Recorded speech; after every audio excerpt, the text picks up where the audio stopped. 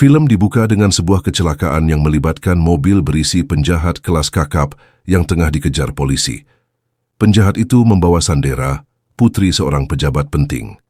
Saat situasi memanas, Connors, seorang polisi, terpaksa melepaskan tembakan yang secara tidak sengaja juga menewaskan sang Sandera.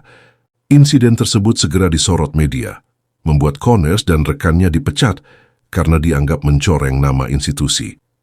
2 bulan kemudian, sekelompok perampok bersenjata menyerbu Bank American Global. Dipimpin pria misterius bernama Samidi, mereka menyandera seluruh penghuni bank dan meledakkan akses brankas berisi uang. Dalam kekacauan itu, seorang pegawai menekan alarm darurat sebelum akhirnya tewas dibunuh perampok. Polisi segera tiba di lokasi dan negosiasi dipimpin Bernie. Namun Samidi menuntut agar pihak kepolisian mendatangkan Connors. Karena terdesak, pihak kepolisian meminta Connors kembali bertugas meski statusnya sudah dicabut. Connors akhirnya setuju karena kebutuhan pribadi, lalu ditemani polisi muda bernama Sean agar tindakannya dapat dikendalikan. Sesampainya di lokasi, Connors memimpin operasi penyelamatan Sandera, meski Bernie menolak karena insiden penembakan sebelumnya. Keputusan pimpinan tetap bulat, sehingga Bernie dipaksa mundur dari lokasi. Connors kemudian berkomunikasi dengan Samidi, yang mengaku menghormatinya sebagai lawan sepadan. Samidi memastikan para Sandera selamat kecuali satu pegawai yang memicu alarm. Negosiasi berakhir tanpa hasil. Karena pintu bank berteknologi tinggi, satu-satunya cara masuk adalah mematikan aliran listrik seluruh gedung. Namun setelah listrik mati, para perampok menggantung 2 Sandera di dekat pintu sebagai jebakan. Tim SWAT mendobrak pintu tanpa mengindahkan peringatan Connors, memicu ledakan yang menewaskan beberapa anggota. Meski demikian, ledakan membuka jalan bagi para Sandera untuk melarikan diri keluar dari bank. Saat petugas masuk, Samidi dan kelompoknya telah menghilang tanpa jejak. Lebih mengejutkan lagi, tidak ada uang sedikit pun yang hilang, menimbulkan kecurigaan bahwa aksi tersebut memiliki tujuan lain. Rekaman CCTV juga telah disabotase, membuat pergerakan para perampok mustahil dilacak oleh pihak kepolisian. Para penyelidik menemukan bahwa para perampok memang tidak berniat mengambil uang tunai.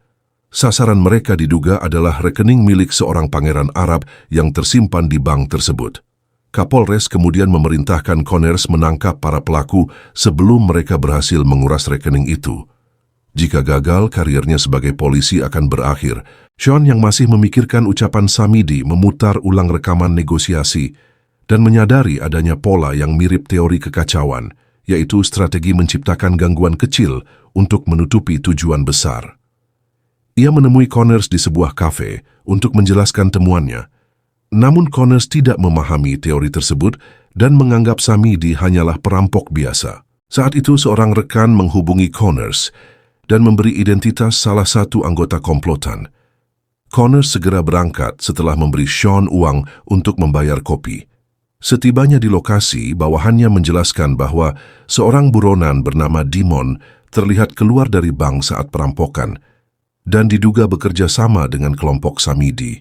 Tanpa membuang waktu, Connors dan tim menggerebek rumah buronan tersebut.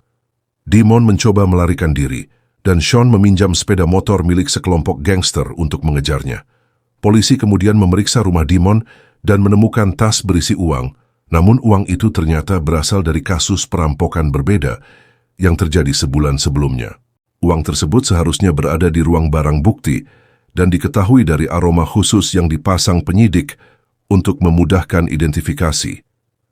Temuan itu membuat Connors dan Sean curiga pada Bernie, karena 5 bulan sebelumnya dialah polisi yang menangani perampokan di bank tempat uang itu berasal. Mereka kemudian menginterogasi pacar Dimon. Pacar Dimon mengaku tidak mengetahui apapun tentang keterlibatan buron itu dalam perampokan. Dimon sendiri belum bisa diperiksa karena masih pingsan akibat ditangkap secara paksa oleh Connors. Untuk memastikan, Connors dan Sean mendatangi Harry, penjaga ruang barang bukti, dan menanyakan apakah Bernie pernah mengambil barang bukti tersebut. Harry menunjukkan catatan bertanda tangan Bernie sebagai bukti pengambilan. Connors dan tim lalu melapor kepada Kapolres. Merlin menduga Bernie bekerja sama dengan komplotan Samidi karena terdapat bukti bahwa ia mengambil barang bukti dan memberikannya kepada para kriminal. Namun Kapolres masih ragu karena rekam jejak Bernie sangat baik. Meski bukti belum cukup kuat, Connors dan Sean semakin yakin Bernie terlibat. Mereka meminta izin untuk menangkapnya karena kemungkinan besar ia memiliki hubungan dengan Dimon maupun Samidi. Namun sebelum mereka bergerak, Kapolres menerima kabar bahwa Bernie ditemukan tewas di rumahnya dengan luka parah di kepala tanpa jejak pelaku. Connors dan Sean segera menuju rumah Bernie.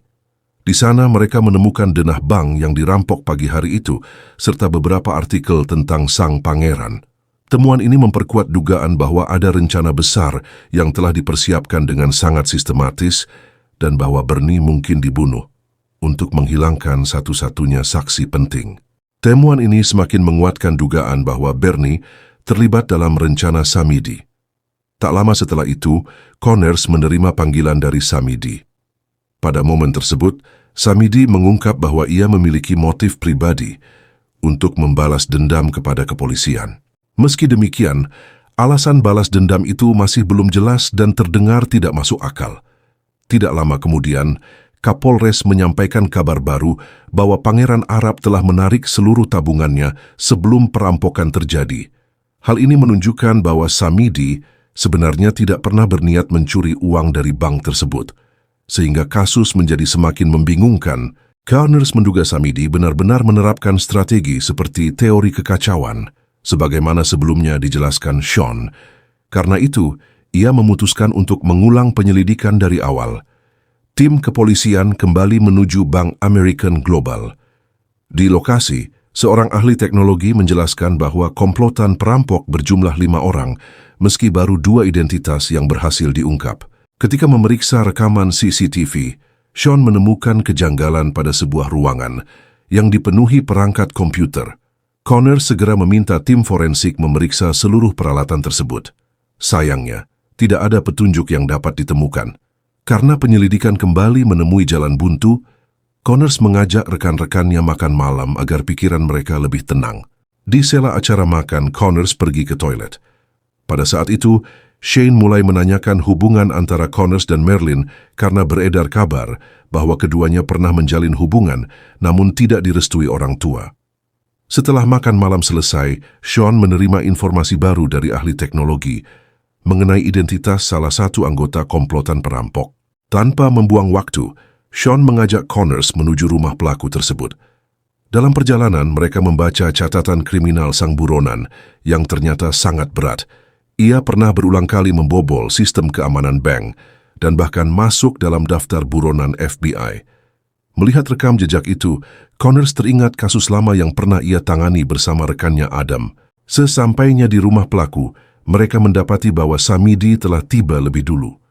Baku tembak tidak dapat dihindari, namun Samidi berhasil melarikan diri setelah membunuh anak buahnya sendiri untuk menghapus jejak.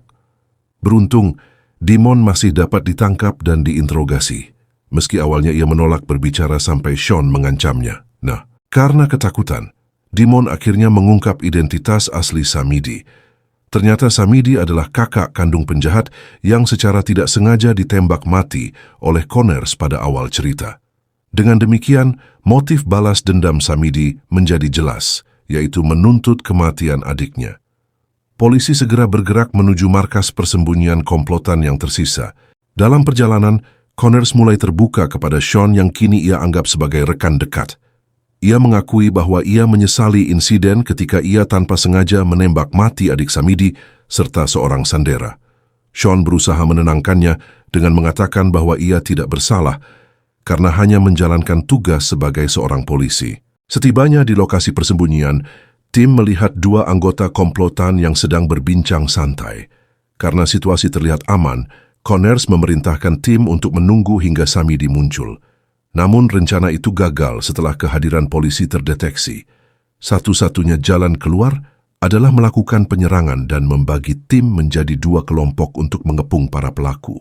Foto-foto Connors dan para petugas memperlihatkan bahwa Samidi telah merencanakan semuanya dengan sangat matang sejak lama. Tidak lama kemudian, mereka menemukan para pelaku yang berusaha melarikan diri dan baku hantam pun terjadi.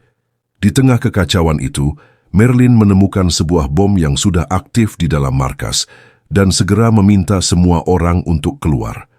Ledakan besar terdengar dari kejauhan. Samidi mengamati dari balik pohon, menyaksikan markasnya hancur dan merasa puas dengan rencana yang berjalan sesuai keinginannya. Sementara itu, Merlin dan Shane terpukul karena gagal menyelamatkan Connors yang terperangkap di dalam saat bom meledak. Merlin sangat terguncang karena Connors memiliki tempat khusus di hatinya. Di sisi lain, Sean juga merasakan pukulan emosional yang sama. Namun ia menegaskan bahwa pengorbanan Connors tidak boleh sia-sia. Apapun yang terjadi, Samidi harus ditangkap. Sean kembali ke kantor polisi dengan perasaan berat. Di sana, ahli teknologi memberikan laporan terbaru yang menjelaskan bahwa Samidi dan komplotannya telah menanam virus ke seluruh sistem komputer bank. Virus tersebut bekerja dengan cara yang licik, mengambil sejumlah kecil uang dari setiap akun, sehingga tidak ada nasabah yang menyadari. Namun, karena jumlah nasabah sangat banyak, total uang yang terkumpul mencapai jumlah yang luar biasa besar. Tindakan itu menjadi salah satu perampokan terbesar dalam sejarah. Shane akhirnya memahami kecerdikan Samidi. Sejak awal, Samidi menerapkan strategi kekacauan untuk memecah fokus polisi, menciptakan gangguan, dan menarik perhatian ke arah yang salah. Saat semua orang sibuk mengejar ancaman palsu, ia melakukan pencurian utama tanpa terdeteksi. Tidak lama kemudian, Shane menerima telepon dari Samidi yang kembali mencoba mengalihkannya dengan ancaman samar. Namun bagi Shane, kematian Connors justru menjadi dorongan terbesar untuk mengejar Samidi sampai akhir dunia. Pikiran Sean semakin kacau, meski Kapolres menyarankan agar ia beristirahat demi menjaga kewarasannya. Tetap keras kepala, Sean kembali melanjutkan penyelidikan. Saat memeriksa kembali catatan tanda tangan Bernie, ia merasa ada kejanggalan. Ia memanggil Harry untuk diinterogasi. Pada awalnya Harry berusaha berkelit, namun ketika Sean mulai menekan dan menuduhnya terlibat, pertahanan Harry runtuh. Ia mengakui bahwa ia bersekongkol dengan Samidi. Harry mengaku mengambil uang barang bukti dan menjebak Bernie agar terlihat bersalah. Pengakuannya tidak berhenti di situ. Ia juga mengungkapkan fakta mengejutkan mengenai identitas asli Samidi. Ternyata Samidi adalah Adam York, seorang polisi dan sahabat dekat Connors. Dalam perampokan beberapa tahun lalu, Samidi tidak sengaja menembak Sandera saat mencoba menyelamatkannya. Connors sebagai sahabat kemudian menembak pelaku yang menyandera itu agar mereka mendapat hukuman yang sama. Namun para petinggi justru memecat keduanya tanpa proses sidang, meski mereka selama ini adalah polisi teladan. Merasa tidak diperlakukan dengan adil, keduanya memilih jalan balas dendam. Sejak saat itu, Samidi meninggalkan kota dan mengganti identitasnya sebagai kakak dari penjahat yang dulu tewas ditembak Connors. Ia menciptakan motif palsu agar polisi tidak menaruh curiga. Untuk melancarkan rencananya, ia menyuap Harry dan merekrut beberapa buronan berbahaya, termasuk Diamond. Setelah timnya terbentuk, Samidi dan Connors memutuskan menjadikan Bernie sebagai kambing hitam, karena Bernie adalah satu-satunya polisi yang cukup cakap untuk membongkar rencana mereka. Shane kemudian menekan Harry lebih jauh, menanyakan apakah ia tahu bahwa Samidi juga telah membunuh Connors.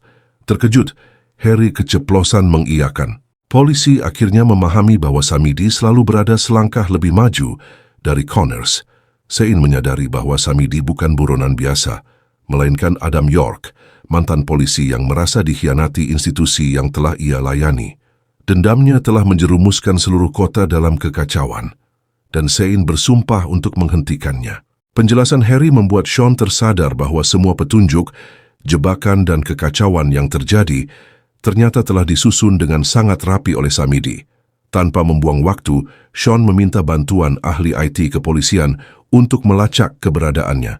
Begitu sinyal ditemukan, Sean dan Merlin bergerak cepat menuju sebuah restoran. Samidi terlihat baru selesai makan malam ketika Sean dan Merlin menodongkan pistol kepadanya. Baku tembak pun tak terhindarkan. Merasa terdesak, Samidi melarikan diri menuju dermaga. Kejar-kejaran sengit berlanjut hingga pelabuhan, hingga akhirnya Sean berhasil menumbangkannya. Merlin merasa lega karena ancaman besar itu telah berakhir. Ketika sedang makan di sebuah kafe, Sean teringat uang $10 yang diberikan Connors sehari sebelum ia tewas. Aroma uang itu identik dengan aroma uang curian pada barang bukti. Sean merasa ada kejanggalan dan segera menuju rumah Connors untuk mencari penjelasan.